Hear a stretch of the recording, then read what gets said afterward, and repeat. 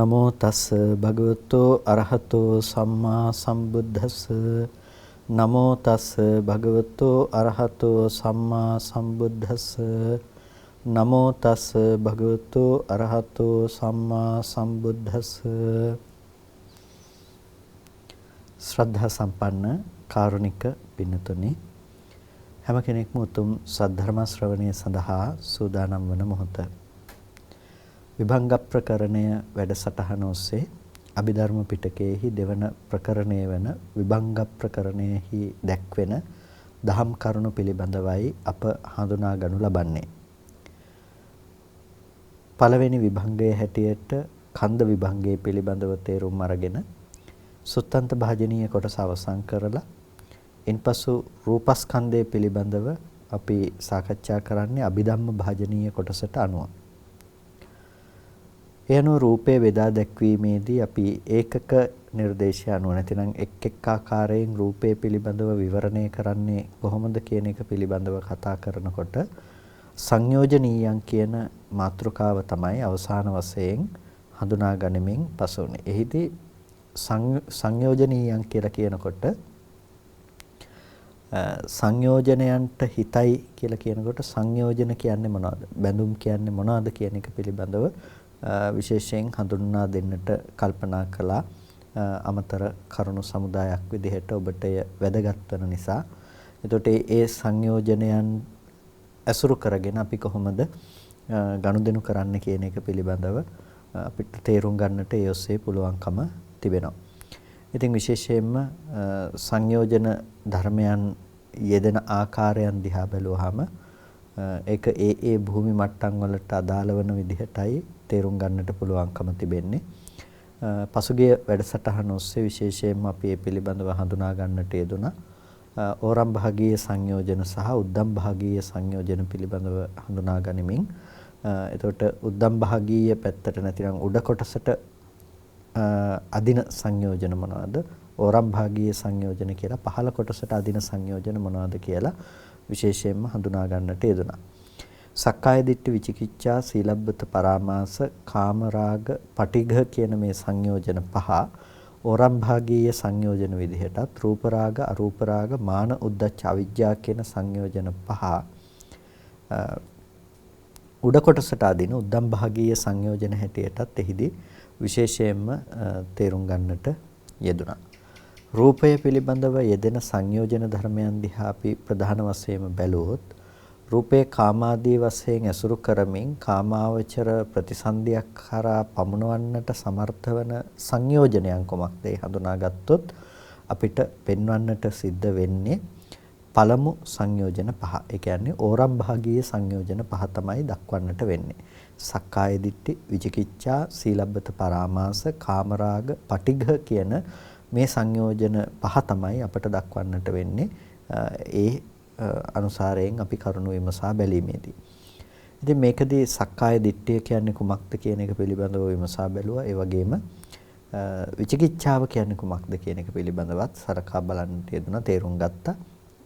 සීලබ්බත පරාමාස කියන්නේ කුමක්ද කියන එක යන්නේ ශාසනවල තියෙන සීල වෘත පරාමර්ශණය කිරීම කියන කරුණත් තේරුම් ගන්නට යෙදුණා. ඒ අනුව අපිට අද තියෙනවා සංයෝජන දෙකක් තේරුම් ගන්නට. ඒ තමයි කාමරාග සහ පටිඝ කියන සංයෝජනයන් පිළිබඳව අපි හඳුනා ගන්නට තියෙනවා. කාමරාග සංයෝජනය පිළිබඳව හඳුනා ගැනීමේදී විශේෂයෙන්ම අපිට කාමරාගය කියන්නේ කුමක්ද කියන එක පිළිබඳව තේරුම්ගෙන සිටීම ඉතාම වැදගත් වෙනවා. එතකොට මේ කාමරාගය කියලා කියන්නේ දැන් මේක හඳුනා ගන්නකොට තත්ත පංචකාම ගුණා කාමරාගස්ස පදට්ඨාන. පංචකාම ගුණ කියලා කොටහසක් තිබෙනවා. මේ පංචකාම ගුණ තමයි කාමරාගයට පදට්ඨානයේ බවට පත් වෙන්නේ. එතකොට මේ මොනවද පදට්ඨාන කියලා කියන්නේ? පදට්ඨාන කියලා කියන්නේ ආසන්නතම කාරණාව.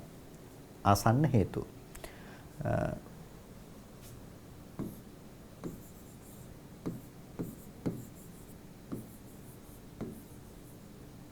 ආසන්න හේතු. එතකොට පදට්ඨාන කියලා කියන්නේ ආසන්න හේතු කියන එක. එතකොට මේ තත්ත පංචකාම ගුණ මොනවාද? පංචකාම ගුණ. කාම ගුණ කියලා තියෙනවා. පංචකාම ගුණ තමයි කාමරාග කියන එකට පදට්ටාන නැතිනම් ආසන්නතම කරුණු බවට පත් වෙන්නේ. යේසං කේසංචි කාමරාගෝ uppajjati uppannෝවා uppajjissati වා. එතකොට යම් කිසි කෙනෙකුට යම් අයුරකින් කාමරාගය ඉපදී තියෙනවා නම් එහෙම නැතිනම් උපදින බවක් තියෙනවා නම් අනාගතයට හෝ පහළ වෙනවා නම් ඒතේසු යේපි පංචසු රූපේසු ආයතනේසු නාඤ්ඤත්‍ර ඒතේහි කාමරාගස්ස පදට්ඨානಂತಿ උච්චතේ. එතකොට පංචසු රූපේසු මේ පංච රූපයන් අතුරින් මේ ආයතනයන් අතුරින් නාඤ්ඤත්‍ර ඒතේහි කාමරාගස්ස පදට්ඨානಂತಿ මේ ටික අතහැරලා නාඤ්ඤත්‍ර අඤ්ඤත්‍ර වෙනත් තැනක ඒතෙහි කාමරාගස්ස පදට්ඨානಂತಿ මේ කාමරාගයට ආසන්නම කරුණ හැටියට කියන්නට පදට්ඨාන හැටියට දක්වන්නට පුළුවන් කමක් නැත්තේ නැහැ. තේන පංචකාම ගුණා කාමරාගස්ස පදට්ඨානං. ඒ නිසා පංචකාම ගුණ තමයි මේ කාමරාගයට පදට්ඨානයි කියලා කියන්නේ කියන එක දක්වන්නට පුළුවන්කම තිබෙනවා. ඒකට මොනවද මේ පංචකාම ගුණ කියලා කියන්නේ? පංචකාම ගුණ කියලා කියන්නේ පංචසු රූපේසු ආයතනේසු. එතකොට පංචසු රූපේසු ආයතනේසු කියනකොට මේ පංචායතනයන් පිළිබඳව නැතිනම් පංචායතනයන් කෙරෙහි තිබෙන විද්‍යමාන වන රූපේ තමයි දක්වන්නේ. මොනවාද? රූප, ශබ්ද, ගන්ධ, රස, ස්පර්ශ කියන මේ පහට කියනවා අපි පංචකාම ගුණ කියලා. නේතේ කාමා අපිචිතේ කාම ගුණාති අරියස්ස විනේ උච්චති කියලා කියනවා. ඒ රූප, ශබ්ද, ගන්ධ, රස, ස්පර්ශ කියන මේ පහට කාමය කියලා කියන්නේ නැහැ. ඒ දේවල් වලට කාම ගුණ කියලා කියනවා. ඇයි කාමය පවත්වන්නට පුළුවන්කම තියෙන්නේ එක්කෝ ඇහැට පේන රූපේ පිළිබඳව. එක්කෝ කනට ඇහෙන ශබ්දේ පිළිබඳව. කෙනෙක් කැමැතිනම් කැමැති වෙන්නේ රූපයකට කැමැති වෙනවා නම් කැමැති වෙන්නේ කුමක් පිළිබඳවද? කැමැති වෙනවා නම් කැමැති වෙන්නේ එක්කෝ ඇහැට පේන දෙයක්, ඒ වගේම කනට ඇහෙන දෙයක්, නාසයට දැනෙන දෙයක්, දිවට දැනෙන දෙයක්, කයට දැනෙන දෙයක්. මෙන්න මේ වගේ එකකට තමයි කෙනෙක් හිතේ කැමැත්ත බැඳීම ඇති කරගනු ලබන්නේ. එතකොට දැන් කැමැත්ත බැඳීම හුදකලාව උපදින දෙයක් නෙමෙයි. අර දේවල් මත තමයි ස්ථාපනය වෙන්නේ, පිහිටා සිටින්නේ. අන්න ඒ නිසා මේ කාමරාගය කියන දේ යම් సంతානයක උපදින්නට, පවතින්නට, අනාගතයට හෝ උපදීමක් සිද්ධ කරන්නට හේතු වන ගුණයන් බවට පත් වෙන්නේ, හේතු වන පරිසරයේ බවට පත්වන්නේ රූප, ශබ්ද, ගන්ධ, රස, ස්පර්ශ කියන ටික. මෙන්න මේ ධර්ම පහ මත තමන්ගේ සිත මෙහෙවීම තුළ තමයි කාමරාගය කියන දේ පේන්නේ. කාමරාගය කියන මේ ආලේඛ්‍ය එහෙම නැතිනම් දැන් ගඩොල්, වැලි, සිමෙන්ති මේ වගේ ටිකක් මත අපි පළකයක් හදලා මේ පළකයෙහි අපි ළඟ තියෙන චිත්‍ර නැතිනම් පාට ආලේපනය කරනවා. ආලේපනය කරනවා චිත්‍රයක් හැඩයට. එතකොට මෙන්න මේ පාට ආලේප කරන පාට ටික දකින්නකෝ හිතේ ඇති කරගන්න කැමැත්ත කියලා. එතකොට මෙන්න මේ කැමැත්ත අපිට අහසේ පවත්වන්න බෑනේ. අපි සායන් ටික අරගෙන අහසේ ඇඳාය කියලා අහසේ රූප අඳින්න පුළුවන් කමක් නැත්තේ නැහැ. ඒක විද්‍යමාන වෙන්නේ නැහැ, පේන්නේ අර ඵලකය අවශ්‍යයි. එතකොට ගුණය කියලා කියන්නේ අන්නේ ඵලකය වගේ. හැබැයි ඒක චිත්‍රය නෙමෙයිනේ. ගඩොල් වලින් සිමෙන්ති වලින් හදාගත්ත ඵලකය ඒක චිත්‍රය නෙමෙයි. චිත්‍රය කියලා කියන්නේ ඒ මත තවරන ලද පාටවල වර්ණවල ඇතිවෙච්ච සිදුවීමක්. නැතිනම් වර්ණ සංකලනය තුළ උපද්දපු දෙයක්. ඒකට මෙන්න මේ චිත්‍රය කියලා කියන්නේ අර ඵලකේ නෙමෙයි. ඵලකේ කියන්නේ චිත්‍රයක් නෙමෙයි. ඒ වගේ කාම ගුණ කියලා කියන්නේ කාමයක් නෙමෙයි. ඒ වගේම කාමය කියලා කියන්නේ කාම ගුණක් නෙමෙයි. කාම ගුණය එකක්, කාමය කියන එක තවත් එකක්. එතකොට කාම රාගය පිළිබඳව අපි හඳුනා ගන්නකොට පළවෙනිම දේ තමයි මේකට අවශ්‍ය පදට්ඨානය නැතිනම් ආසන්නතම කරුණ කුමක්ද කියන එක පිළිබඳව පැහැදිලි කර ගැනීම. මොනවාද ආසන්නතම කාරණාව? ආසන්නතම හේතුව බවට පත්වන්නේ මේ රූප, ශබ්ද, ගන්ධ, රස, ස්පර්ශ කියන මේ දේවල් තමයි ආසන්නතම හේතුන් බවට පත්වන්නේ. එතකොට ඒකට ආසන්නතම කාරණාව පිළිබඳව අපි විග්‍රහ කර ගන්නවා වගේම අපිට ඊළඟට විමසා බලන්නට පුළුවන්කම තිබෙනවා. මොකද්ද කාමරාග කියන එකට අපිට දකින්නට පුළුවන්කම තිබෙන නිර්වචනය කියලා. කාමේසු රාගෝ කාමරාගෝ කාමෝ ඒවවා රාගෝති කාමරාගෝ. එතකොට කාමේසු රාගෝ කියලා කියන්නේ කාමයන් පිළිබඳව පවත්නා රාගය. රාගය. එතකොට රාගෝ කියලා කියන්නේ රාගය. එතකොට යම් කිසි තැනක අපි රංජනය කරනවා නම් රංජතිති රාගෝ කියලා කියන රංජනය කරනු ලබන බැවින් එතන සිත අලවන ස්වභාවය නිසා එතන සිත සතුටටපත් කරන ස්වභාවය නිසා තමයි රාග කියලා කියන්නේ. කාමේසු රාගෝ කාමයන් පිළිබඳව පවත්නා සතුටු වෙනකම කාමයන් පිළිබඳව පවත්නා ඇලීම් නිස්ෘත ස්වභාවයට කියනවා කාම රාගෝ කියලා. ඒක තමයි කාම රාගය. එතකොට කාමය කියලා කියන්නේ මොකක්ද? කාමය කියලා කියන්නේ රූපාදී අර කියපු ධර්මයෝ නෙමෙයි සිතෙහි ඇතිවන සංකල්පමය වශයෙන් ඇති කරගන්නා බැඳීම. ඒක තමයි කාමය කියලා කියන්නේ. කාමේසු කියලා කියනකොට අපි සිතෙහි ඇති කරගනු ලබන අපි කැමැත්ත, ඡන්දය. එතකොට මේ සිතෙහි ඇති කරගනු ලබන කැමැත්ත කියන එකට අපි කාම කියලා කියනවා. කාමයේති කියන පදයෙන් නැතිනම් කැමැති වෙයි කියන ස්වභාවයෙන් තමයි ඒක අපි හඳුන්වන්නේ. ඒකට මෙන්න මේ කාමය කියන එක පවතින්නේ හැම වෙලාවකදීම අර ගුණයන් මත තමයි ඒකත් පවතින්නේ. අර චිත්‍රය වගේ කතා කළා වගේ කාමරාග කියන වචනේට කාමය කියන එක කැමැත්ත කියන දේ උපදින්නේ ඒ දේවල් මත තමයි. ඒ නිසා තමයි බුදුරජාණන් වහන්සේ දේශනා කරන්නේ අර නේතේ කාමායානි චිත්‍රානි ලෝකේ මේ ලෝකයේ තිබෙන චිත්‍රය ඒවා කාම වස්තු නෙමෙයි කාමේ නෙමෙයි චිත්‍රය කියන දේ සංකප්ප රාගෝ පුරිසස්ස කාමෝ සංකල්පමේ වශයෙන් ඇති කරගන්න රාගය සංකප්ප රාගෝ පුරිසස්ස කාමෝ සංකල්පමේ වශයෙන් ඇතිවන රංජනීය වෙන ස්වභාවය තමයි පුරුෂයාගේ කාමය කියලා. එතකොට පුරුෂයා කැමති වෙන්නේ සංකල්පමේ වශයෙන් ඇති කරගන්නා බැඳීමට තමයි කෙනා කැමති වෙන්නේ. එතකොට මෙන්න මේ කාමයන් පිළිබඳව පවත්නා ඇලීම කාම රාගය කියලා හඳුන්වනවා. නැතිනම් කාමෝ ඒව වා රාගෝති. එහෙම නැති වුණොත් කාමයම රාගයයි කියලත් කාම රාග කියලා කියනවා. කාමයම රාගයයි. එතකොට කාමයම තමයි ඇලීම. කාමයම කැමති වෙන කියන ස්වභාවය තුලම තියෙන ඇලීම. ඒ නිසාද කාම රාගය කියලා කියනවා. එක්ක කාමයන් පිළිබඳව ඇති ඇලීම නිසා කාම රාග කියලා කියනවා. නැතිනම් කාමෝ ඒවවා රාගෝති. එහෙම නැතිනම් කාමයම ඇලීමයි ඒ නිසා කාම රාග කියලා කියනවා. මේ විදිහට තමයි කාම රාග කියන මේ වචනය සැකසෙන්නේ. කාම රාග කියන වචනයෙහි පද සිද්ධිය සිද්ධ වෙන්නේ. එතකොට මේ කාම රාග කියන එකත් එක්ක සමානුපාතිකව යන දේවල් වුණා. එතකොට මෙතනදී තත්තකතමා කාමේසනා. කාමේසනාව පිළිබඳව විස්තර කරනකොට කාමේසනා කියලා කියන්නේ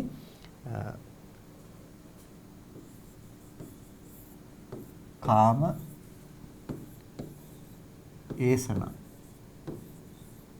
තමයි මේ කාමේසනා කියලා මේ මයන් ඇතුළත යන්නේ යන කාමේසනා කියලා එතන මේ සංදියක් තියෙන පාළියේ කාමේසනා කියලා කියන්නේ කාම ඒසනා. ඒසනා කියන්නේ සෙවීම කියන එක. කාමේසනා කියලා කියන්නේ කාමයේ සෙවීම. සරල ලෙසම අපි අර්ථය ගත්තොත් කාමයේ සෙවීම. ඒකට තත්තකතමා කාමේසනා. ඒකට මොකක්ද එතන තියෙන කාමේසනේ බවට පත් වෙන්නේ? යෝ කාමේසු යම්කිසි කෙනෙක් කාමයන් පිළිබඳව කාමච්ඡන්தோ යම්කිසි කාමච්ඡන්දයක් තියෙනවා නම් කාමයන් පිළිබඳව පවත්තන කාමයන්හි ඇති කැමැත්ත. ඒ වගේම කාම රාගෝ කාම රාගය. ඒ වගේම කාම නන්දී කාමයේ පිළිබඳව තිබෙන නන්දනය කරන ස්වභාවය. කාම ස්නේහෝ කාමයේ පිළිබඳව තියෙන ස්නේහය. ඒ වගේම කාම පිපාසා කාමයේ පිළිබඳව තිබෙන පිපාසාව. ඒ වගේම කාම මුච්ඡා කාමයේ පිළිබඳව තිබෙන මෝර්ඡාව නැතිනම් සේ මුලා වීම. ඒ වගේම කාමජ්ජෝසාන කාමයේ පිළිබඳව බැසගෙන පැවැත්වීම අයං උච්චති කාමේසනාති තස්මා කාමරාගෝ කාමේසනාති වේදිතබ්බා. එතකොට අයං උච්චති කාමේසනා මේක තමයි කියන්නේ කාමේසනා කියලා. කාමයේ සෙවීමයි කියලා. එතකොට ඊට පස්සේ නැවත නිර්වචනයක් අපට දකින්න පුළුවන්කම තිබෙනවා. තස්මා කාමරාගෝ කාමේසනාති වේදිතබ්බ. ඒ නිසා කාම රාගයම කාමේසනාවයි. ඇත්තම කාමේසනා කියලා කියන්නේ කාමයේ පිළිබඳව සෙවීම කියන එක. දැන් ගෝ ඒසනා ගවයන් සෙවීම. අපි අද දැන් සාමාන්‍යයෙන් ගවේෂණය කියලා පදයක් හැදිලා තියෙනවා. මේකේ මුල් ස්වරූපයේ එන්නේ අපිට ගෝ ඒසනා. නැතිනම් ඒ කාලේ මිනිස්සු ගවයන් හොයාගෙන ගියා. ඒතකොට ගෝ ඒසනා තමයි පස්සේ සැකසিলা ගවේෂණ බවටපත් වෙන්නේ. අපි අද ගවේෂණය කරනවා කියලා කියන්නේ දෙයක් හොයනවා කියන එක. හැබැයි ඒක මුල් රූපේ බවටපත් වෙන්නේ ගවයන් සොයා යෑම කියන එක. ඒකට ඒසනා කියන්නේ සෙවීම කියන එක. කාමේසනා කියන්නේ කාමයේ සෙවීම කියන එක. එතකොට කාමයේ සොයන්නට නම් කාමයේ පිළිබඳව යම් කැමැත්තක් රංජනය කරන බවක් තියෙන්නට ඕන. අන්න ඒ නිසා තමයි කාමේසනාව පිළිබඳව විස්තර කරන්නට ගිහිල්ලා කාමයේ පිළිබඳව යම් කැමැත්තක් තියෙනවා නම් රාගයක් තියෙනවා නම් නන්දියක් තියෙනවා නම් ස්නේහයක් පිපාසාවක් මෝර්ඡාවක් අජෝසානයක් බැසගෙන පැවතීමක් මේ දේවල් තියෙනවා නම් මෙන්න මේක තමයි කාමේසනා. මේ ටික තියෙනවා නම් මේ ටිකේ නියෝජනය තමයි කාමයේ සොයා යෑම. නැතිනම් කාම වස්තුන් පිළිබඳව සෙවීම. එතකොට මේ කාම රාගයම තමයි කාමේසනාව බවට පත් වෙන්නේ. තස්මා කාම රාගෝ කාමේසනාති වේදිතබ්බා. එතකොට මේ කාම රාගයම කාමේසනාව කියලා දත යුතුයි. කාමයේ සොයා යනවා නම් එතන කාම රාගය තියෙනවා. කාම රාගය තියෙනවා නම් කාමේසනාව යාගේ නැති වෙලා නැහැ. කාමේසනාව තියෙනවා. මේ පිළිබඳව විවරණය වෙන තවත් ආකාරයක් අපිට කාම රාගය පිළිබඳව විවරණය වීම පිළිබඳව තේරුම් ගන්නකොට ඊට පස්සේ අපිට තව විග්‍රහයක් දකින්නට පුළුවන්. අයං උච්චති කාම යෝගෝති යේන කාම රාග සංඛාතේන කාම උපාදානේන වත්තු කාමේහි සහ සත්තෝ සංයෝජයති අයං කාම රාගෝ කාම යෝගෝති උච්චති. එතකොට කාම යෝග කියලා කියනවා කාමේහි යෙදීම කියන එක. කාමේසු යා යෝගෝ කාම යෝගෝ. ඒකට යම් කාමයන්ගේ යෙදීමක් තියෙනවා නම් ඒකට කියනවා කාම යෝග කියලා. යෙදීම. කියන්නේ අපේ ජීවිතය තුළ අපි කාමයන් භුක්ති විඳිනවා. ඒකට කාමයන් භුක්ති විඳිනකොට ඒක කියන අපි කාමයන්හි යෙදී ඉන්නවා කියලා. අන්නේ කාමයන්හි යෙදීම තමයි කාම යෝගය කියලා කියන්නේ. එතකොට යේන කාමරාග සංඛාතේන යම් කාමරාග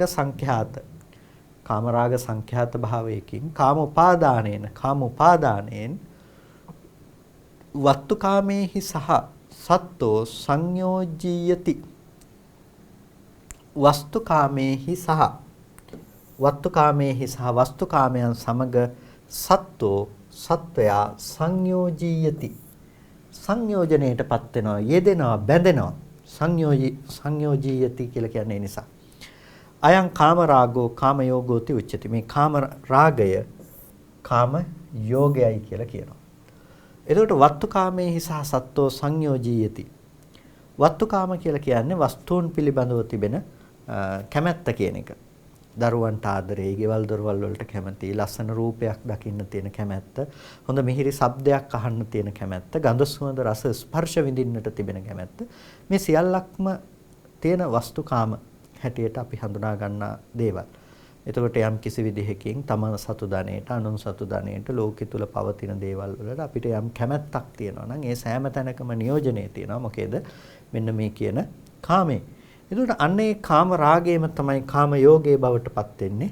එතකොට අයං කාම රාගෝ කාම යෝගෝති උච්චති. මේ කාම රාගයම කාම යෝගයයි කියලා කියනවා. මේ ඔක්කොම එක සමාන අර්ථයක යෙදෙන්නේ. කාම යෝග කියනකොට කාමයේහි යෙදීම, ඒකේ යම් ක්‍රියාකාරීත්වයක් තියෙනවා. කාම රාගෝ කියනකොට ඒ කාමයේහි තියෙන කැමැත්ත හැඳින්වීම සඳහා ඒක භාවිත වෙනවා කියන එක අපිට තේරුම් ගන්න පුළුවන්කම තියෙනවා. එතකොට දැන් අපිට එතනදී තේරුම් ගන්න තියෙන අනෙක් කාරණාව තමයි මේ විශේෂයෙන් පැහැදිලි කරගන්නට ඕන දේ මේ සංයෝජීයති. එතකොට මේ බැඳීමක් ඇති කරගන්නවා කියන එක. දැන් අපි රූපත් එක්ක බැඳිලා පවතිනවා. රූපත් එක්ක බැඳිලා තියෙනවා. ඒක බැඳුමක් කියලා කියන්නේ එකෙන් ගැලවෙන්න බෑනේ. දැන් බැඳුමක් කියන්නේ දැඩිව අපි ඒකත් එක්ක ගනුදෙනු කරන මට්ටමටපත් වෙලා තියෙනවා කියන එක. يعني එකෙන් නිදහස් වෙනවා කියන එක ලේසියෙන් කරන්න පුළුවන් කමක් ඇති දෙයක් නෙමෙයි. ඒ නිසා මේ සත්ව සංයෝජීයති කියලා කියන්නේ ඒකේ සත්‍ය ඇලෙනවා. බැඳිලා පවතිනවා. එතකොට මේ කාම රාගය කියන්නේ සංයෝජන ධර්මයක්. බැඳීමක් කියන දේ. ඒකට සත්‍යය කොහොමද රූපයත් එක්ක බැඳිලා තියෙන්නේ? ඒකෙන් තොර දෙයක් හිතන්නවත් පුළුවන් කමක් නැත්තේ නෑ. රූපේ කියන එක කැමැත්ත උපදින දෙයක්, ආස්වාදයේ ගේන දෙයක්. ශබ්දේ කියන එක කැමැත්ත ආස්වාදයේ උපදවන දෙයක්. එතකොට දැන් බලන්න එක මොනතරම් සියුම්ම යනවද කියලා. ඒක මිහිරි ශබ්දමයි ඇහෙන්නේ. ඇහැ පිනවන රූපම ලෝකේ තියෙනවා. එතකොට මේ විදිහට අපි රූප පිළිබඳව, ශබ්ද, ගන්ධ, රස, ස්පර්ශ පිළිබඳව අපි අසුරු කරනවා ඒකේ කාම නිස්ෘත ස්වභාවය හේ තියෙනවා කියලා. දැන් නිකමටවත් අපිට හිතෙන්නේ කාම ගුණය කියන එකයි කාමය කියන එකයි මේ දෙපැත්තක තියෙන දෙයක් කියලා. කාමය කියන එක සහ කාම ගුණය කියන එක මේ දෙපැත්තක තියෙන. කාමය තමන්ගේ හිත පැත්තේ තියෙන, කාම ගුණ කියලා කියන්නේ රූප, ශබ්ද, ගන්ධ, රස, ස්පර්ශ කියන දේවල් ටික. එතකොට රූපය ඇතුලේ අපිට කාමේ නෑ නේද කියන එක දකින්න පුළුවන් කමක් නෑ. අපිට පේන්නෙම මේ එළියේ ඉන්න අම්මට අපි ආදරේ, එළියේ ඉන්න දරුවට අපි ආදරේ, මේ විදිහට තමයි පේන්නේ. හැබැයි අපේ හිතේ කැමැත්ත කියන ස්වභාවය පවතින්නේ සම්පූර්ණම සංකප්ප රාගෝ, සංකල්පමේ රාගය, සංකල්පමේ වශයෙන් ඇති කරගන්නා බැඳීම කියන දේ. එතකොට ඒ සංකල්පමේ රාගය, සංකල්පමේ වශයෙන් ඇති කරගන්නා බැඳීම තමයි කාමය කියලා කියන්නේ. නැතිනම් කාම රාගය කියලා අපි කතා කරන තැන.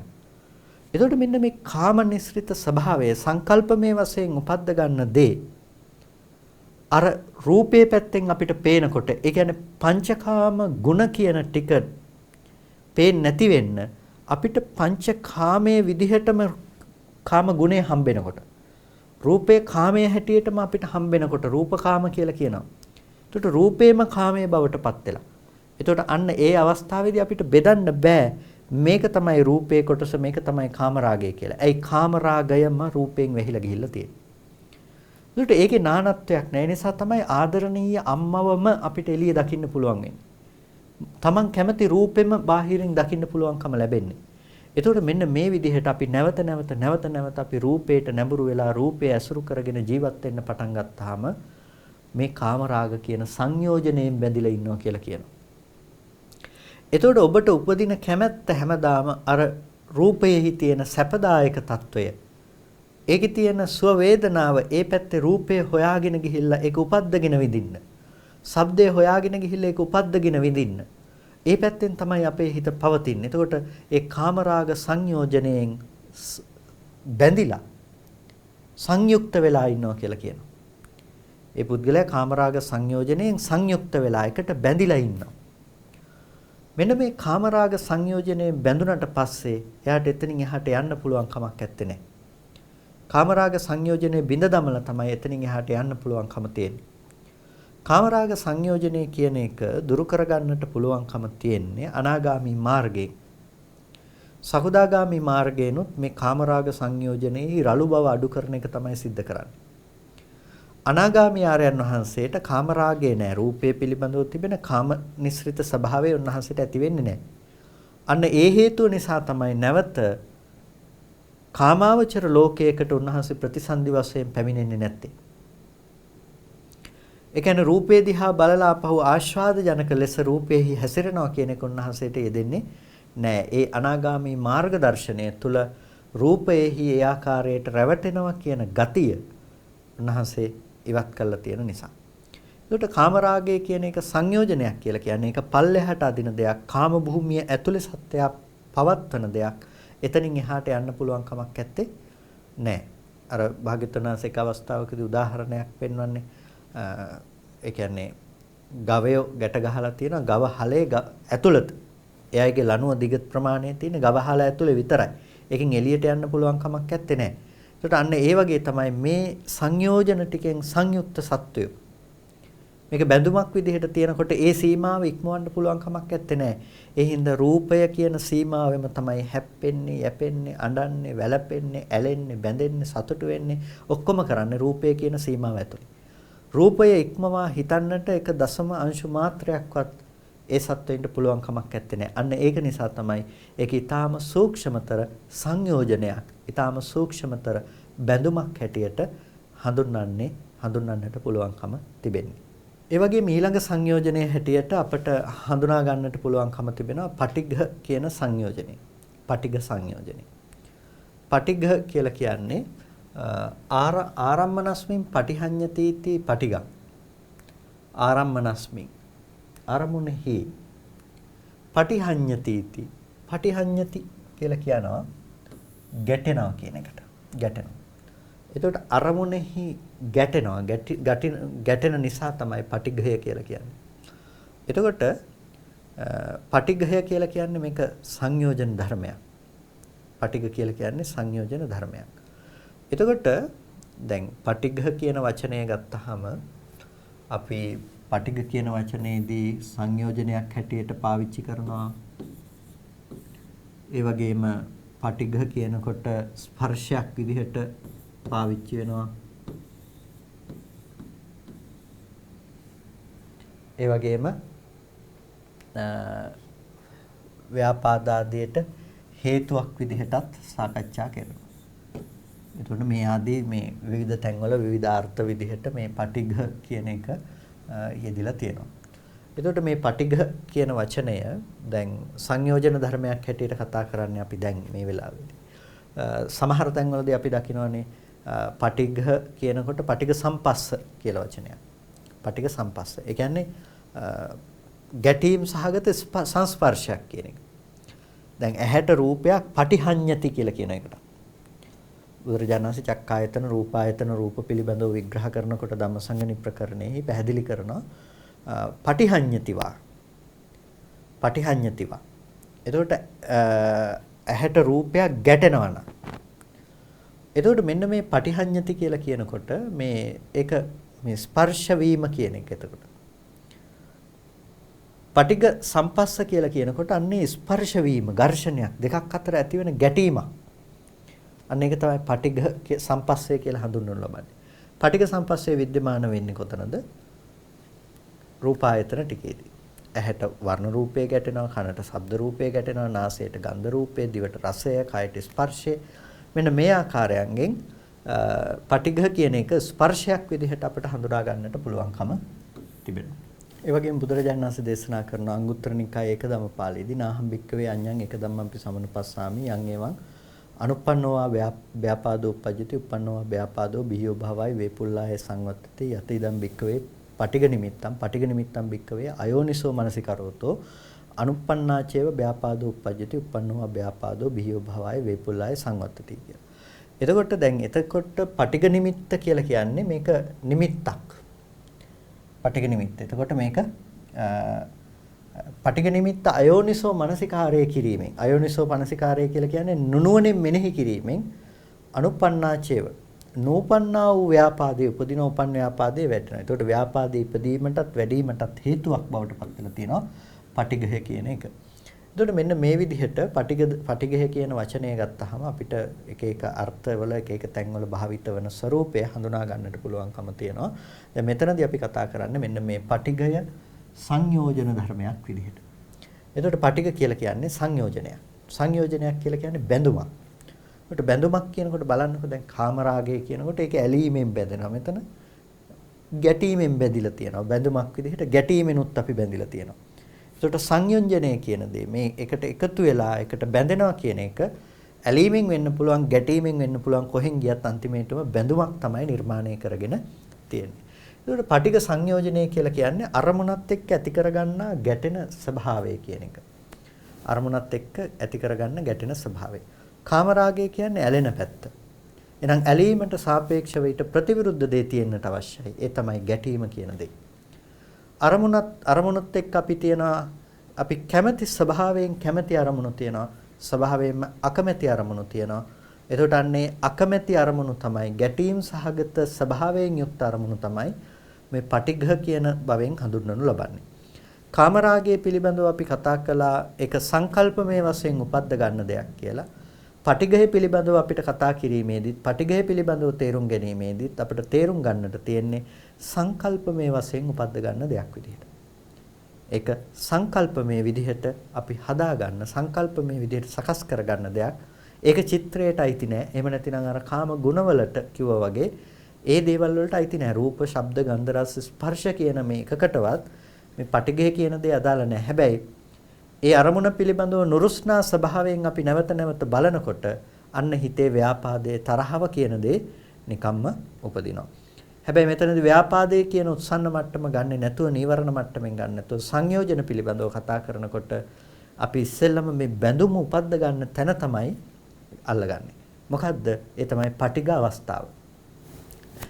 අකමැත්තෙන් බැඳීම. කැමැත්ත සහ අකමැත්ත. එතකොට මේ රූපය පිළිබඳව අපි ගනුදෙනු කරන ආකාරය. රූපය පිළිබඳව කැමැත්තෙන් ගනුදෙනු කරනවා එක්ක අකමැත්තෙන් ගනුදෙනු කරනවා. කෙසේ වෙතත් මේ අවස්ථා දෙකේදීම සිද්ධ කරනු ලබන්නේ එකම දේ. ඒ තමයි බැඳුමකින් බැඳිලා තියෙනවා රූපය පිළිබඳව. මම මේකට අකමැතියි කිව්වා කියලා ඒකේ බැඳුමක් නැත්තේ නැහැ. ඒකේ සංයෝජනය කියන දේ තියෙනවා. ඒකේ සංයෝජනය කියන එක අපි ඒකේ යෙදිලා ඒකත් එක්ක ඒකට බැඳිලා තියෙනවා.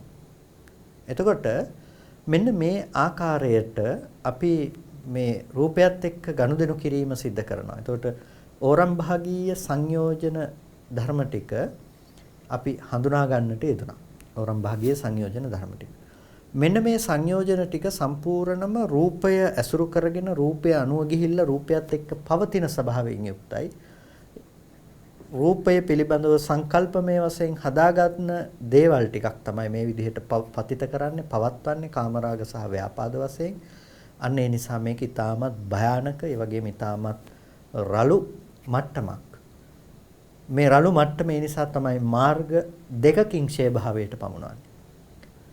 සකදාගාමි මාර්ගයෙන් රළු මට්ටමේ තියෙන කාමරාගය තුනී කරනවා. හැබැයි සමුච්ඡේද ප්‍රහාණය කරන්නට තරම් ඒ මට්ටමක් දක්ෂ වන්නේ නැහැ.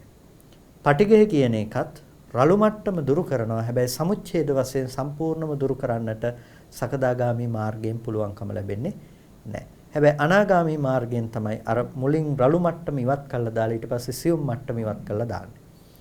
එතකොට කාමරාගය කියන දේ කෙනෙකුගේ හිතේ රාගය කියන දේ කැමැත්ත කියන දේ පවතින්නට පුළුවන්කම තිබෙනවා කුමන අවස්ථාවට යනකන්ද? අනාගාමි මට්ටමට යනකම්. සකදාගාමි මට්ටමේදී රළුව රූපාදී ධර්මයන් එක්ක කාම සහිතව හැසිරෙනවා කියන එක දුරු වෙලා යනවා. අකුසල් මට්ටමින් බලවත් අකුසල් බලවතර මට්ටමින් ගොඩ නැගීම කියන පැත්තේදී අපාය ගමනීය නොවුනත් අනාගාමි මට්ටමේදී සමුච්ඡේද වශයෙන් ප්‍රහාණය වෙනවා. අනාගාමි වෙනකන් සකුදාගාමි වුණත් අනුසේ මට්ටමින් හෝ එහි පැවැත්ම තියෙනවා. ඒ නිසා කාමරාග පටිඝ කියන මේ සංයෝජන ද්විත්වය ඊටමත් විශාල කෘත්‍යයක් අපේ ජීවිතයේ සිද්ධ කරන සංයෝජන ධර්මයන්. සසරට ඇද තබන්නට බැඳ තබන්නට ලොකු වැඩ කොටසක් කරන සංයෝජන දෙකක් තමයි කාමරාග සංයෝජන සහ පටිඝ කියන මේ සංයෝජන ධර්ම දෙක. ඊට පස්සේ අපිට හඳුනා ගන්නට තියෙන්නේ උද්දම් භාගීය සංයෝජන පිළිබඳව. මෙතනදී ලොකු ඉඩකඩක් අපි වෙන් කරගන්නේ නැහැ උද්දම් භාගීය සංයෝජන පිළිබඳව ලොකු කතාවකට යන්නට. අපි සාමාන්‍ය වශයෙන් හඳුනා ගනිමු මොනවද උද්දම් භාගීය සංයෝජන ධර්ම කියන්නේ කියන එක පිළිබඳව. ඒකට උද්දම් භාගීය සංයෝජන පිළිබඳව අපි තේරුම් ගැනීමේදී විමසා බැලීමේදී අපට හම්බෙනවා පළවෙනි එක රූප රාග. මොකද්ද රූප රාග කියලා කියන්නේ? රූප රාගෝති රූප භවයේ ඡන්ද රාගෝ. රූප භවයේ පිළිබඳව තිබෙන ඡන්ද රාගය. එතකොට අපි ඉස්සෙල්ලා කතා කළේ කාම රාගය. දැන් මෙතන තියෙන ඡන්ද රාගය. අතන කාම නිස්ෘත ස්වභාවය, මෙතන කැමැත්ත කියන දේ ඡන්ද කියන. ඡන්ද රාගය. එතකොට මේක තියෙන්නේ මොකේද? රූප භවයේ. දැන් කාම කියන වචනය ඇතුලේ ඡන්ද කියන එකට වඩා එතකොට වෙනස් ස්වરૂපයක් තියෙනවා. ඡන්ද කියලා කියනකොට කැමැත්ත කියනකොට දැන් අපි සාමාන්‍යයෙන් අර සිංහල භාෂාව මේ අපිට ඇතැම් වෙලාවට පෝෂණය මදිනේ. ඒ නිසා දැන් ඡන්ද කියනකොට එතන අපි ඒකත් අපි කැමැත්ත කියලා ගන්නවා. ඡන්දය කියනකොට කැමැත්ත ප්‍රකාශ කරනවා, කැමැත්ත දෙනවා.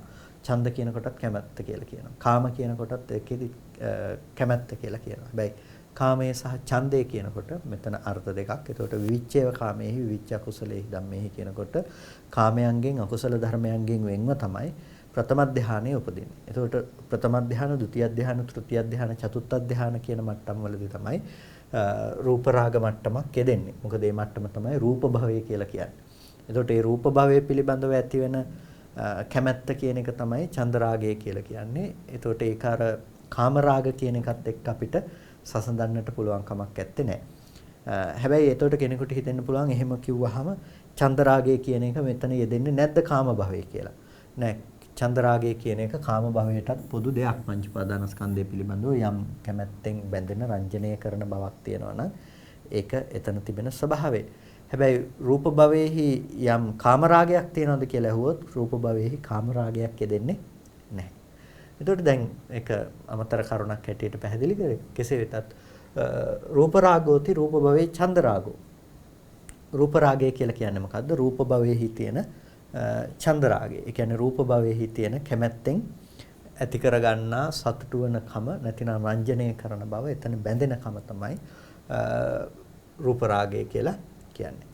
කාම රාගය කියලා කියන්නේ කාම වස්තුන් පිළිබඳව ඇති කරගත්ත බැඳීමනේ. රූප රාග පිළිබඳව ඒ කියන්නේ රූප භවයේ තියෙන ඡන්ද රාගය කියලා කියන්නේ ඒ ධ්‍යාන මට්ටම් වල තිබෙන කැමැත්ත. ඒ මත ධ්‍යාන සුඛේහි ඇලීම.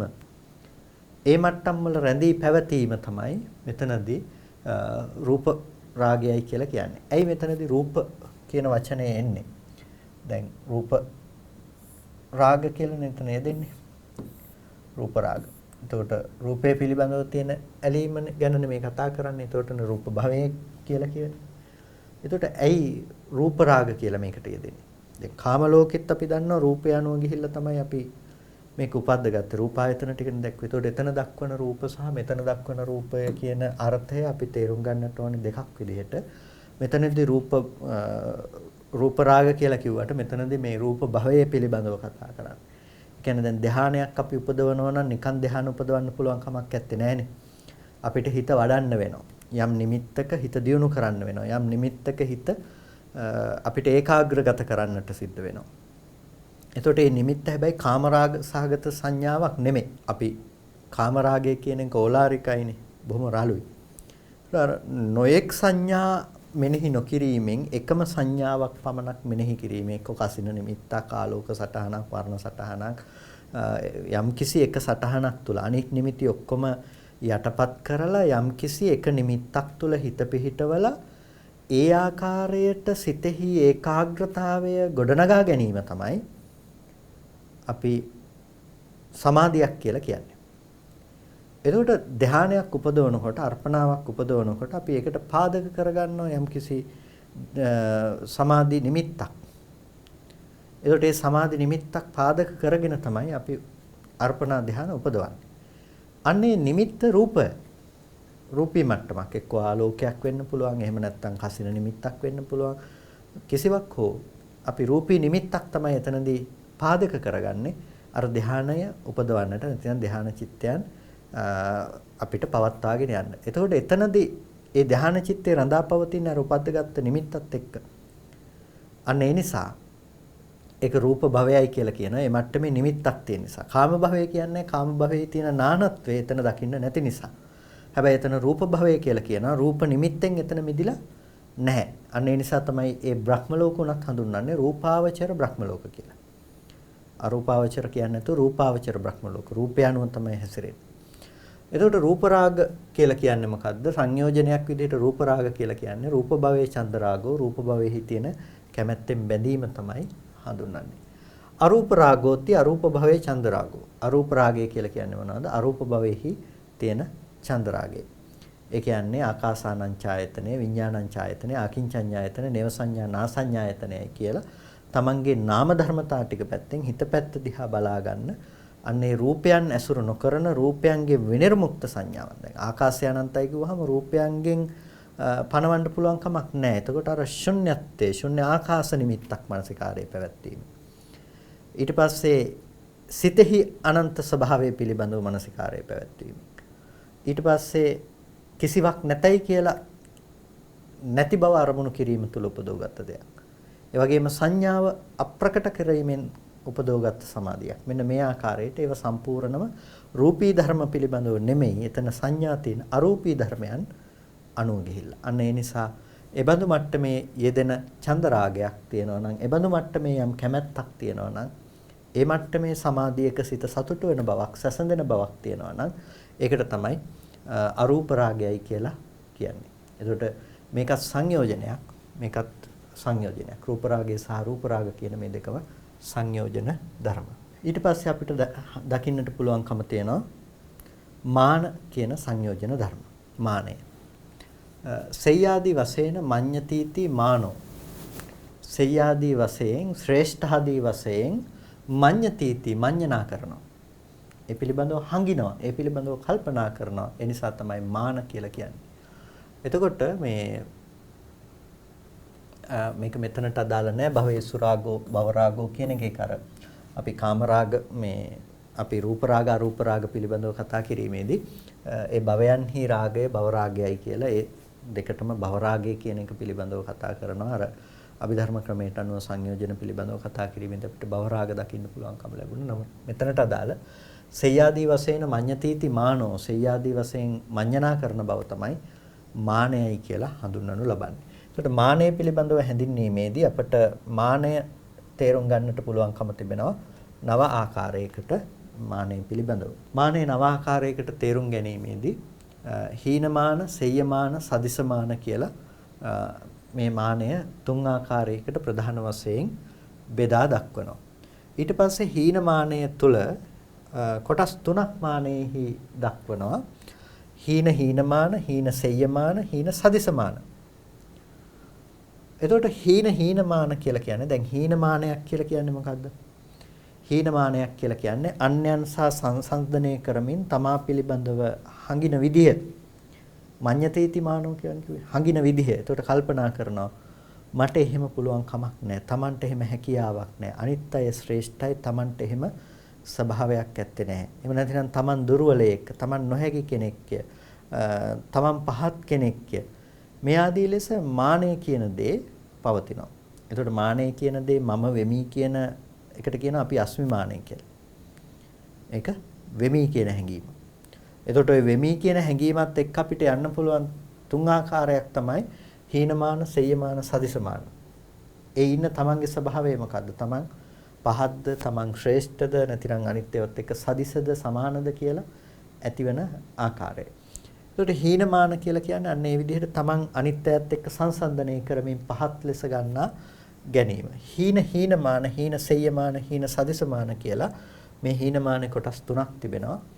පහත් අය අතරිනුත් මම ඊටාම පහත් කෙනෙක්. මට කිසිම දෙයක් ඇත්තේ නැහැ. මට කිසිම දෙයක් කරගන්න බෑ කියලා මානසිකව කෙනෙකුව ඇද වැටෙනවා. මානසිකව කෙනෙක් සමහර වෙලාවට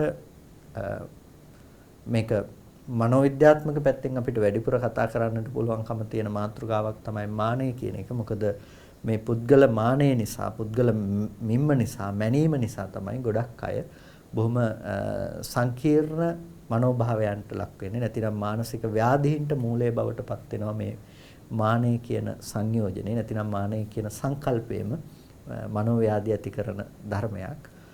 ගොඩක් වෙලාවට තමන්ගේ වටිනාකමක් පෙන්වා දෙන්නේ නැති වෙනකොට තමන්ගේ ස්වභාවය පිළිබඳව තියෙන අනෝබෝධය නිසා කෙනෙකුට හීනමානය ගොඩනගෙන්න පුළුවන්.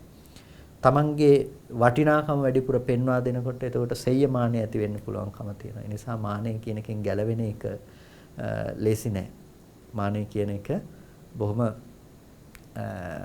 භයානක දෙයක්. දැන් සමහරලාට මානය කියලා කියන්නේ මේ හැම තැනකදීම මම ගිහිල්ලා ශ්‍රේෂ්ඨයෙක් හැටියට පෙනී ඉන්න ඕනේ කියලා හිතන කමම නෙමෙයි මානය කියලා කියන්නේ. සමහරලාට මානය තමයි මම එහෙම පෙනී ඉන්නේ නෑනේ කියලා හිතන එකම මානය. කියන්නේ සමහර කෙනෙක් අපි හිතමු මෙහෙම සරල උදාහරණයක් විදිහට කෙනෙක් කැමති දෙයක් දීලා ඒක එයා දුන්නා කියලා එයාගේ නම ප්‍රකාශ කරන්න කැමති. ඒකට එයා අනිත් අය අතර තමන් පිළිබඳව ශ්‍රේෂ්ඨ හැඟීමක් ජනනය වෙනවා දකින්න තියෙන කැමැත්ත. කෙනෙක් ඉන්නවා එයා බොහොම අකමැති නම කියන්නේ. ඒතකොට මේ දෙන්නම තමන් පිළිබඳව තක්සේරු කරන විදිය, තමන් පිළිබඳව හිතන විදිය හැබැයි දෙන්නම ඉන්නේ මානය කියන එකම සීමාව ඇතුලේ.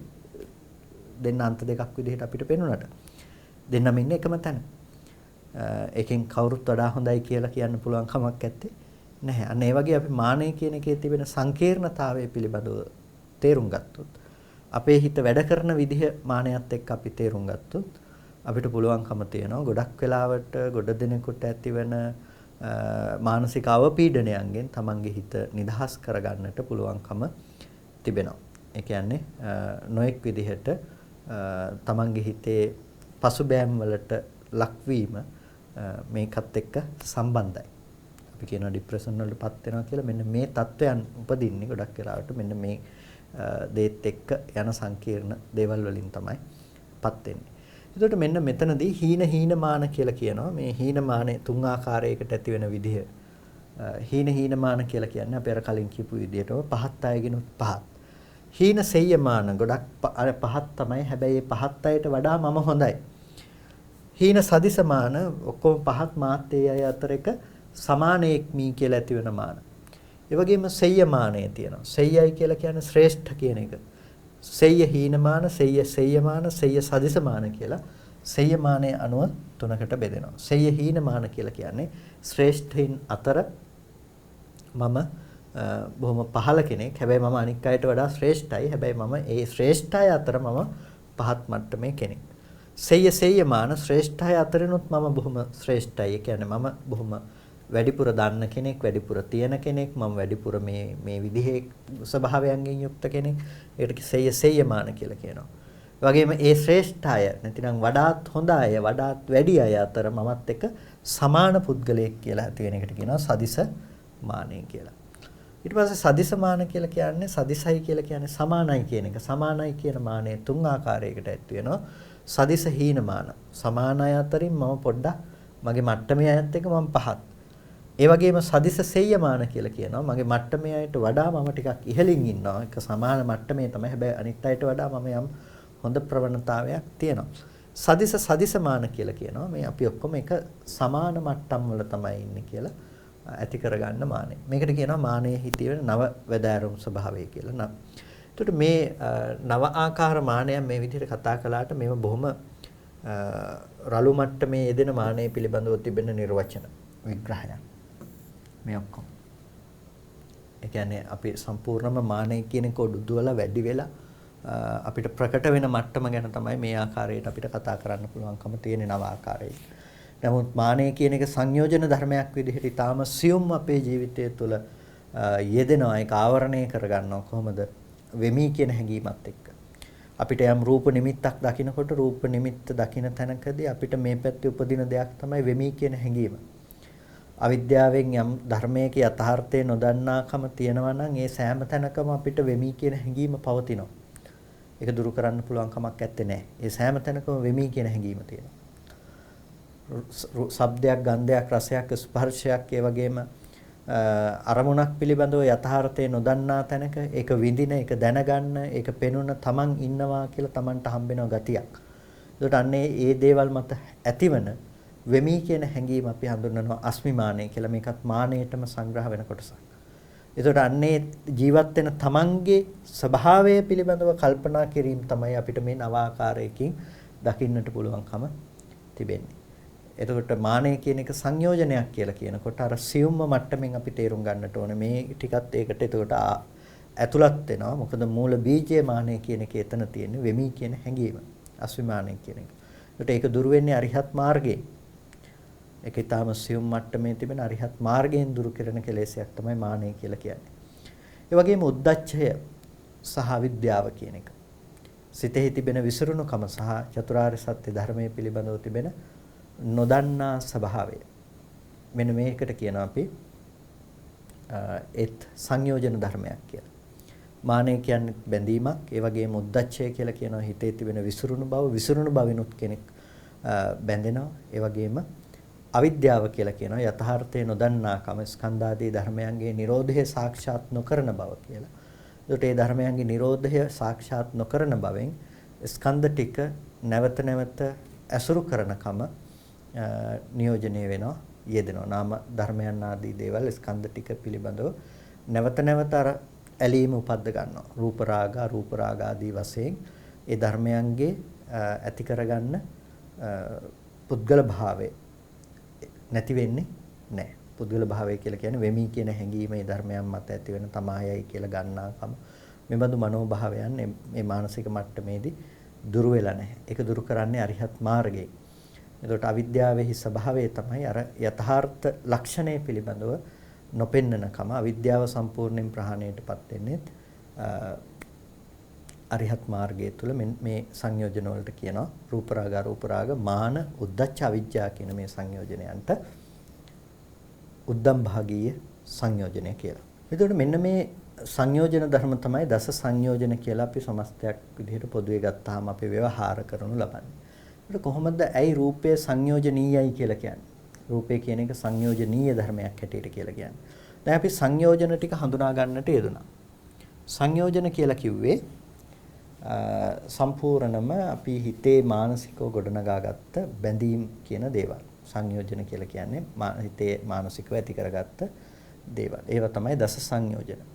එතකොට මෙන්න මේ දස සංයෝජන වලට පදනම් කරගන්නකොට රූපාදී ධර්මයන් එතකොට අපි කියනවා රූපේ සංයෝජනීයයි කියලා. දැන් මේ සතර මහා ධාතු රූපේ තියෙන තැනක නැතිනම් සතර මහා ධාතු ප්‍රවැත්මක් තියෙන තැනක රූපේ ස්වභාවය ඒක. ඒ බඳු තැනක අපිට වර්ණ, ශබ්ද, ගන්ධ, රස, ස්පර්ශ, පඨවි, වායෝ, තේජෝ කියන මේ ස්පර්ශය කියන දේවල් අපිට දකින්න පුළුවන්කම තියෙනවා. එතකොට ඒ දේවල් අපි දැනගන්නකොට චක්කු විඤ්ඤාණ, සෝත විඤ්ඤාණ, ගහන විඤ්ඤාණ, જીවහා විඤ්ඤාණ, කාය විඤ්ඤාණ කියන ආකාරයට අපිට ඒ දේවල් දැන ගැනීම සඳහා මේ ආයතන ඇසුරු කරගෙන සිත් උපදිනවා. එතකොට මේ ආයතන ඇසුරු කරගෙන සිත් උපදිනකොට අපිට ඒකෙන් රූපය දැනගන්න පුළුවන්, ශබ්දයේ, ගන්ධයේ, රසයේ, ස්පර්ශයේ ඒ ආයතන හරහා දැනගැනීමෙහි හැකියාව තිබෙනවා. එතකොට මේ සෑම අවස්ථාවකදීම මේ කියන සෑම අවස්ථාවකදීම හැකියාව තියෙන්නේ මේ ධර්මයන් පිළිබඳව දැනගන්න. එතකොට රූපයේහි ගනුදෙනුව රූපය පිළිබඳව අපි දකිනකොට රූපය අපිත් එක්ක මොන මට්ටමින්ද ඇසුරු කරන්න කියන එක දකිනකොට රූපය ඇසුරු වෙන මට්ටම විදිහට අපිට හඳුනා ගන්න පුළුවන්කම තියෙන මෙන්න මේ චක්කු විඥානය කියන අවස්ථාව. මේ ඇස ඇසුරු කරගෙන පහළවන යම් චක්කු විඥානයක් තියෙනවා නම් යන්නේ ඒ අවස්ථාවේදී තමයි එතනට පැමිණුණා වූ මේ ආපාතාගම වුණු වර්ණ රූපේ දකින්න පුළුවන්කම තියෙන්නේ. ඒකට එතෙන්ට සිතක් උපදින්නට ඕන. ඒ සිත ඉපදුනහම චක්කු විඥානය කියන සිත එතන ඉපදුනහම තමයි රූපේ දැනගත්තා කියන ගණයට යන්නේ. එතකොට ඒ සිත විතරයි ප්‍රසාදේහි ඇසුරු කරන්නේ. ඒ නිසා තමයි රූපායතන රූපාදී විග්‍රහ කරනකොට බුදුරජාණන් වහන්සේ චක්කු විඥාන කියන අවස්ථාවට යනකම් ඒ පිළිබඳව රූපායතනයේ පිළිබඳව විග්‍රහ කරන්නේ, චක්කායතනයේ පිළිබඳව විග්‍රහ කරන්නේ මේ චක්කු විඥාන අවස්ථාවට යනකම්. ඊට පස්සේ එතනින් මේ හිත නතර වෙන්නේ නැහනේ. ඒ ద్వාරය අරමුණු කරගත්ත නැතිනම් චක්කු විඥාන සිතෙන් ගත්ත අරමුණු කරමින් ඊට පස්සේ උපදිනවා විපාක මනෝ විඥාන සිත්. එතකොට විපාක මනෝ විඥාන සිත් වලින් කියන්නේ දැන් මනෝ ධාතු, මනෝ විඥාන ධාතු සිත් ආදී දේවල් උපදිනවා. දැන් සමස්තයක් විදිහට අපි පොදුවේ ගත්තාම මෙතනදී මනෝ විඥාන මට්ටමේ සිත් උපදිනවා. එතකොට මේකත් විපාක මට්ටමේ සිතක්. ඊට පස්සේ මේ කර්ම මනෝ විඥානය කියලා දක්වලා තියෙන්නේ මේ ආපු මේ ක්‍රියාවලිය පිළිබඳව දන්නේ නැතුව මේ කාමරාග සංයෝජනයෙන්, පටිඝ සංයෝජනයෙන් එතකොට ඇසුරු කරන ස්වභාවයක් ගන්නවා. මේ කාමරාග සංයෝජනය, පටිඝ සංයෝජනය කියන මේ ධර්මයෝ මේ මනස යෙදෙනකොට කර්ම මනෝ විඥානයේ ඇතුලේ මේ ධර්ම යෙදෙනකොට භාවිත වෙනකොට මොකද වෙන්නේ? අර රූපය සම්පූර්ණම අර රූපය කාම සහගත රූපයක් විදිහට, පටිඝ සහගත රූපයක් විදිහට ඒ රූපය පිළිබඳව දැකීමක් ඇති වෙනවා. එතකොට දැන් මේ කර්ම විඥානය ඇති වෙන්නේ සම්පූර්ණම මේ පැත්තේ, තමන්ගේ පැත්තේ. එතකොට මේ හටගෙන නිරුද්ධ වෙච්ච ධර්මයක්, හටගෙන නිරුද්ධ වෙන ස්වභාවයෙන් යුක්ත ඇස, රූපය, චක්කු විඥානය කියන මේ තුන් දෙනාගේ එකතුව සිදු වුණ තැන සිදු වුණ මේ ධර්මය මෙතනදී මේ කාමරාග සහගත මට්ටමින් ඇසුරු කරනවා පවතින දෙයක් විදිහට. එතකොට පවතින තැනක රූපේ තියෙනවා කියලා ගන්න මට්ටමක ලබන අත්දැකීමක් තමයි කර්ම මනෝවිඤ්ඤාණයෙහි ගොඩනැගෙන්නේ. ඒ කියන්නේ මෙතනින් ඇති කරගන්න දෙයක් තමයි රූපේ බාහිර තියෙනවා කියලා නැවත අල්ලගන්නකම. මෙතනදී යම් ආස්වාදයක් විඳිනවා නම් අන්න ඒ ආස්වාදයේ බාහිර රූපේහි विद्यමානයි කියලා මෙතනින් තමයි දැනගන්නේ. දැන් ඒ වෙනකොටත් මේ ධර්මය නිරුද්ධයි.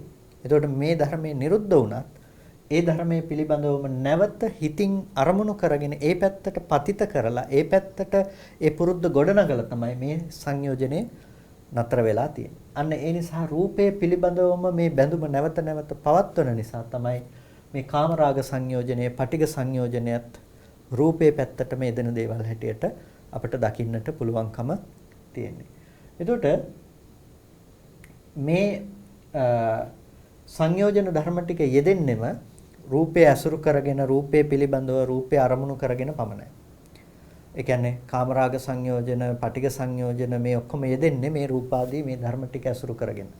එතකොට මේ ආයතන හයේ ක්‍රියාකාරීත්වය ඇතුලේ අපට හඳුනා ගන්නට පුළුවන්කම තිබෙනවා. මේ සංයෝජන ධර්මයන් ක්‍රියාත්මක වෙන විදිහ. දැන් රූපය කියන්නේ සංයෝජනයක් නෙමෙයි. ඒ රූපය කියන එක මේ තුන්දෙනාගේ එකතුවීම.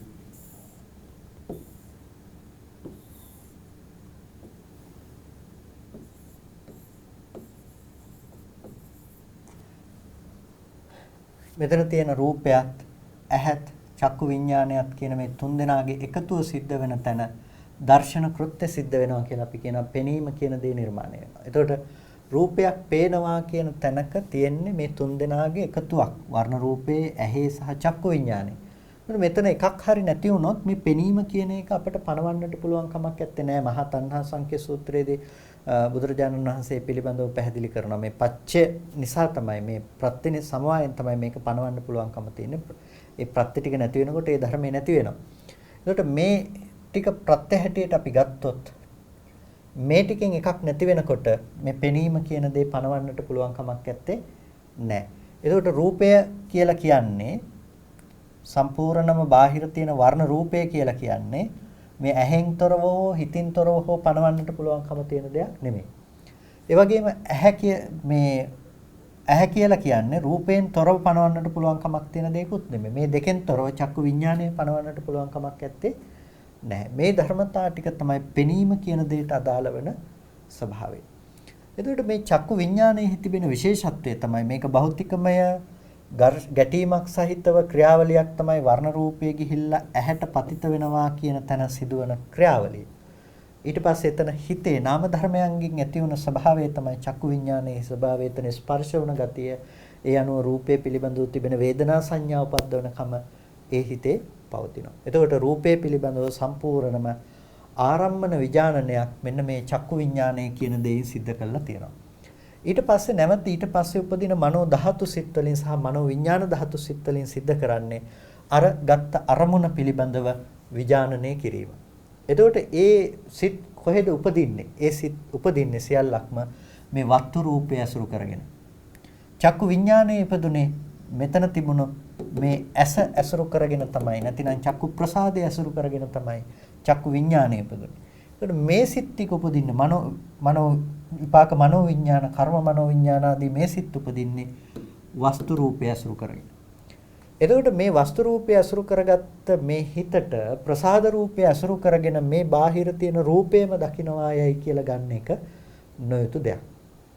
එතකොට එතනදී මේ විපාක මනෝ විඥානය සහ කර්ම මනෝ විඥාන ආදී දෙයින් සිද්ධ වෙන්නේ මොකද්ද? අර චක්කු විඥාණයෙන් ගත්ත අරමුණම ඒ රූපාරම්මණයම නැවත නැවත අරමුණු කිරීම. එතකොට ඒ රූපාරම්මණය අරමුණු කරගෙන තමයි උපදින්නේ. දැන් එතකොට මේ සිත උපද නැති වෙනකොට රූපය හෝ ඇස හෝ මෙතනින් දැනගත් චක්කු විඥාණයෙන් දැනගත්ත දේ නැවත තියනවා කියලා කියන්නට පුළුවන් කමක් නැත්තේ. නෑ, ඒකයි ඒ ධර්මයේ බිඳිලා ගිහිල්ලා කියලා කිව්වේ. ඒකට ඒ ධර්මයේ එතන ඒ විදිහට බිඳිලා යනකොට බිඳිලා ගියපු තැනක කර්මයෙන් අපි ඇසුරු කරනවා නම්, කර්ම මට්ටමේ සිතකින් අපි ඇසුරු කරනවා නම් ඇසුරු කරන්නේ සම්පූර්ණම මේ සංයෝජන මත ගොඩනගපු ආශ්‍රව මත ගොඩනගපු රූපයක් විදිහට තමයි අපි ඒක ඇසුරු කරන්නේ. දැන් අර එකිනෙකට ප්‍රත්‍යවේමයෙන් අපි දැක්කනේ. දැන් මෙතන චක්කු විඥාණයෙන් ගත්ත අරමුණ තමයි මනෝ ධාතු සිතෙන් ගත්තේ. මනෝ ධාතු සිතෙන් ගත්ත ඔසවා තබපු අරමුණ තමයි විපාක මනෝ විඥාන ධාතු සිත කියන මේ හිතෙන් අපි මේ අරමුණු කළා දැනගත්තේ. එතකොට ඒ අරමුණු කළා දැනගත්ත දේ ආරම්භය තමයි කර්ම මනෝ විඥාන ධාතුවෙන් නැවත දැනගන්නේ. එතකොට කර්ම මනෝ විඥාන ධාතුවේ තියෙන ස්වභාවය මොකද්ද? සම්පූර්ණම ඇති වී නැති වෙන ධර්මතාවයක් පවතින තැනක ඇති බවට හසු වෙන මානසික මට්ටම. ඒ කියන්නේ ඇති වී නැති වෙන ධර්මතාවයක් පවතින තැනක මේ ධර්මය හටගෙන ඉතුරු නැතුව නැති වෙලා යන ධර්මය. එතකොට අන්න එහෙම ධර්මයක් පවතින තැනක ඇති බවට අල්ල ගන්නවා.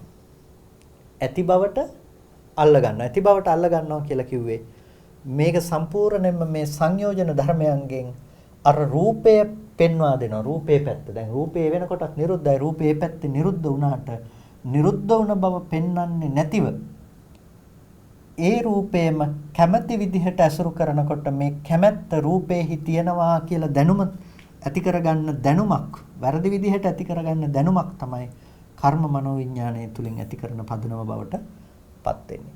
එතකොට එතන කාමරාගය, ඒ වගේම පටිඝය මේ ආදී සංයෝජන ධර්මයන්ගේ පැවැත්ම එතන ක්‍රියාත්මක වෙනවා.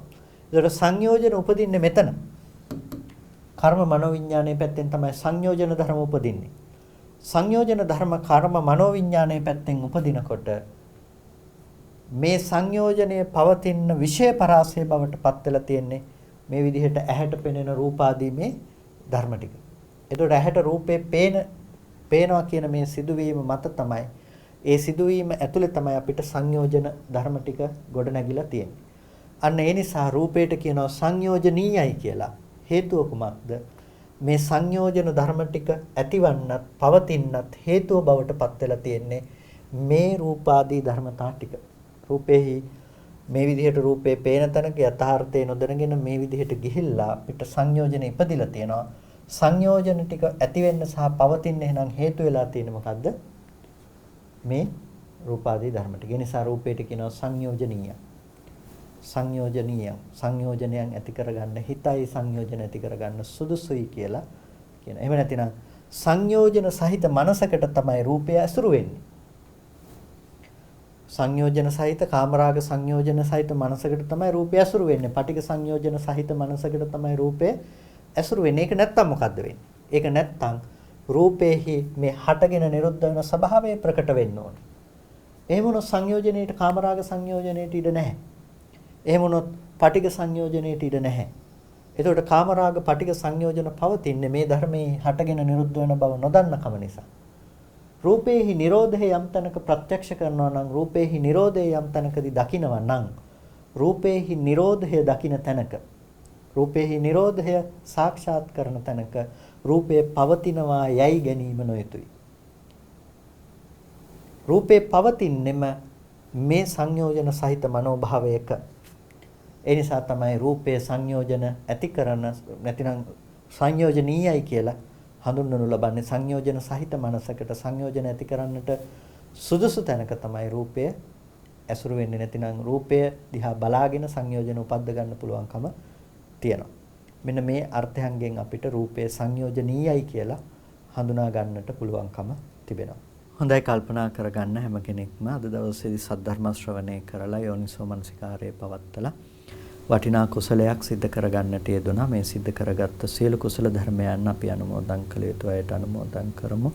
පළමුවෙන් අපට අර්ථයෙන් ධර්මයෙන් අනුශාසනා කරන ධර්මාචාර්ය අවසරයි මාංකඩවල සුදස්සන ස්වාමීන් වහන්සේට, අවසරයි මාංකඩවල නන්දරත්න ස්වාමීන් වහන්සේට, ස්වාමීන් වහන්සේලා දෙනමටම උතුම් නිවනින් සැනසීම පිණිස මේ කුසලය හේතුපනිශ්‍රේම වේවා කියලා පින් අනුමෝදන් කරනවා. ඒ වගේම මේ සියලුම කුසල ධර්මයන් අපි දෙවියන්ටත් අනුමෝදන් කරමු. දෙවියෝ සතුටින් සාදුනාදයෙන් පින් අනුමෝදන් වනු ලබත්වා. දෙවියන්ට අමා මහ නිවනින් සැනසීම පිණිස මේ කුසලයේ හේතුපනිශ්‍රේම වේවා කියලා සාදු කියලා දෙවියන්ටත් පින් දෙන්න. ඒ වගේම අද ධර්ම දේශනාවෙහි දායකත්වයෙන් කටයුතු කරනවා ඕමානයේ වෙසෙන සංජය බොරළුව මහත්මයා විසින්. එතුමා බලාපොරොත්තු වෙනවා ඒ අභාව ප්‍රාප්ත වූ මියගිය ඥාතීන්ට පුණ්‍ය අනුමෝදනා කරන්නට, විශේෂයෙන්ම අභාව ප්‍රාප්තේ පාස්කු ප්‍රහාරයෙන් මියගිය සියලුම පිරිසට පුණ්‍ය අනුමෝදනා කරන්නට බලාපොරොත්තු වෙනවා. කල්පනා කරගන්න ඒ 21 අප්‍රේල් 21 වන දින මිය පරලෝ පාස්කු ප්‍රහාරයකින් මිය පරලෝ යන්නට යෙදුණු ඒ සෑම සියලු දිනාටම අපි විශේෂයෙන් මේ පින් අනුමෝදන් කරනවා. ධර්ම දානමය තුළින් සලසාගත් කුසලයන්. ඒ වගේම ඔබ සියලු දෙනා නමින් මෙලොව වශයෙන් හෝ සංසාරික වශයෙන් මේ ගිහිල්ලා යම් ඥාතිවරයෙක් පින් බලාපොරොත්තු වෙනවා නම් සෑම සියලු ඥාති වර්ගයාම මේ පින තමන් කළ පිනක් මෙන් සතුටින් සාදුනාදයෙන් අනුමෝදන් වනු ලබත්තා. ඒ හැමෝටම මේ කුසලය අමා මහ නිවනින් සැනසෙන්නටම හේතුපනිශ්‍රේම වේවා කියලා සාදු කියලා පින් අනුමෝදන් වන්න. ඒ වගේම අද ධර්මදේශනාවෙහි දායකත්වයෙන් කටයුතු කරන ඕමානයේ වෙසෙන සංජය බොරළුව මහත්මයාටත් ඒ වගේම බලාපොරොත්තු වෙනවා දෙමව්පියන්ට සෙත් ප්‍රාර්ථනා කරන්නට, ආශිර්වාද කරන්නට. ඒ සෑම සිල් දිනාටමත් අපි මේ වෙලාවේදී ආශිර්වාද කරනවා. ඒ වගේම විශේෂයෙන්ම අපිට මේ සටහන් ඇඳලා ඒ වෙහසක් අරගෙන මේ කටයුතු සම්පාදනය කරන තාක්ෂණික පැත්තෙන් උපකාර කරන ඒ ලක්ෂිකා කුරුවිටාරච්චි මහත්මියටත් අපි විශේෂයෙන් පුණ්‍යානුමෝදනා කරනවා. හැම දිනාටම මේ උතුම් කුසලයන් ධර්ම ශ්‍රවණය කළ ඔබ සෑම සිළු දිනාටත් ඒ දායකත්වයෙන් කටයුතු කරන සංජය බොරළෝ මහත්මයා දෙමව්පියන් ඇතුළු සියලු දිනාටත් නිදුක් නිරෝගී සුවපත් භව චිරජීවන සම්පන්නිය සලසාගෙන අමා මහ නිවනින් සැනසීම පිණිස මේ කුසලය හේතුපනිශ්‍රේම වේවා කියලා සාදු කියලා ඥාතීන්ට පින් අනුමෝදන් කරන්න. හැම දිනාටම තෙරුවන් සරණයි.